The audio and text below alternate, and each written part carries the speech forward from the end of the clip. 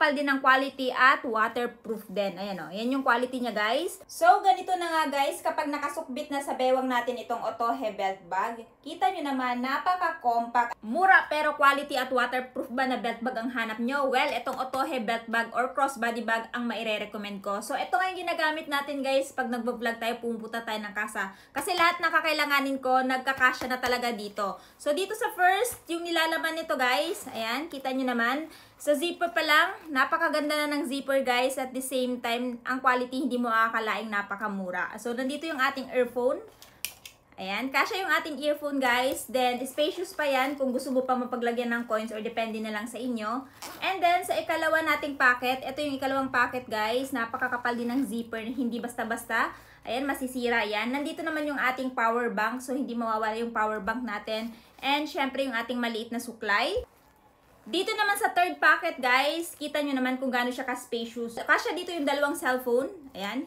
Dalawang cellphone yan guys. Pero pwede pa din mapaglagyan kahit na isang t-shirt or power bank na medyo malaki. Ika-apat na zipper, nandito naman yung ating wallet. At kita nyo naman, napaka-spacious din kagaya dito sa ikatatlong zipper. So pwede din mapaglagyan ito ng panyo or kahit ano pang mga anik-anik ninyo na mailalagay nyo dito. At syempre dito naman sa ikalimang zipper guys na nasa likod, pwede nyo din paglagyan to ng wallet ninyo parang sa ganon, safe na hindi manakaw. Ayan, so malawak din, spacious. So ito yung nagustuhan ko sa Otohe belt bag guys kasi aside sa napakaraming packet which is 5, napakakapal din ng quality at waterproof din. Ayan o, yan yung quality niya guys.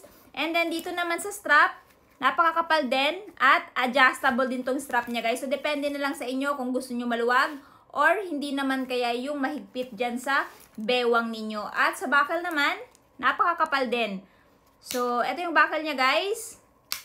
Ayan. So, ganito na nga guys, kapag nakasukbit na sa bewang natin itong Otohe belt bag, kita nyo naman, napaka-compact. At the same time, yung kinaganda dito, pag itong belt bag na to yung bibilhin ninyo, napakadali na lang i-access ng mga kakailanganin mo kagaya ng cellphone. And napakadali mo na lang kunin unlike sa mga backpack. Kaya naman kung gusto nyo itry itong Otohe belt bag, ilalagay ko na lamang yung link nito dyan sa yellow basket.